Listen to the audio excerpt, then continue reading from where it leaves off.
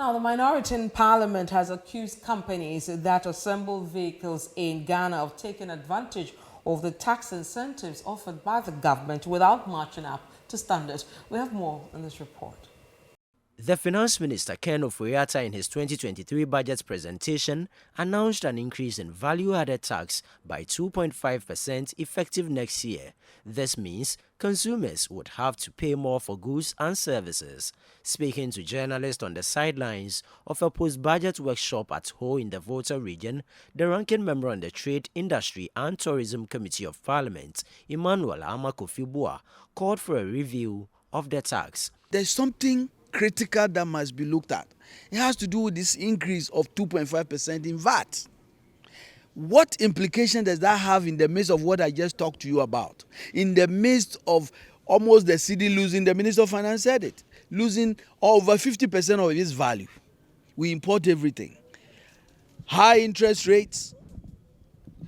You take CDs and the CD has depreciated, and look at how much you are paying. So your value that you have, if you are a trader, is you've lost by 50%. And then now we are talking about government increasing VAT. What that really means is that ultimately this is going to be passed on to consumers. It means that consumers must be bracing themselves for really high prices. He says the government's One District, One Factory initiative has failed to deal with the country's high importation levels. We know that our ultimate objective, and this is what Ghana has been striving for from day one, to make sure that we can add values to the things we have comparative advantage here and stop the importation of almost everything. But the reality is that today almost everything we use in this country is imported.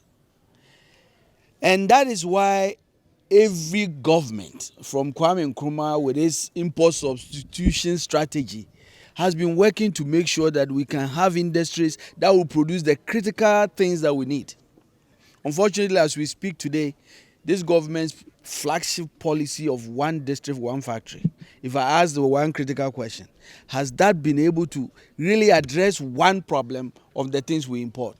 I mean, can we point to one factory in the last 7 years because of 1D, 1F? We can say that because of this effort by 1D, 1F, we are no longer importing rice, we are no longer importing poultry, or we have even cut it by 25%. There's none. On his part, the ranking member on the Roads and Transport Committee of Parliament, Gavin Sagboja, accused vehicle assembling firms in the country of deliberately taking advantage of the tax incentives offered by the government without matching up to standard.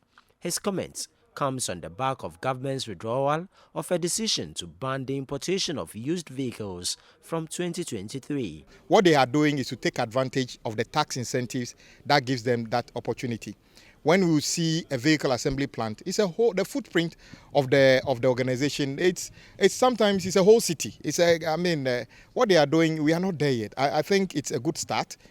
Let's build upon it, and until we get there, the average vehicle they are selling, the cheapest is probably $20,000. Convert $20,000 to a cedi today. Is that in the region of what a nurse, a teacher, a journalist, and many people can buy. Ghanaians don't buy used vehicles because they don't like new cars. They buy used vehicles because that is what is within their margins. I agree that vehicles that have been condemned, totally wrecked, which is not safe, should not be put together in a very bad way and sold to us as vehicles that can cause accident. That is not what we are saying. We are saying that those that are fit for purpose, the modalities you put in place for them to be imported should be there.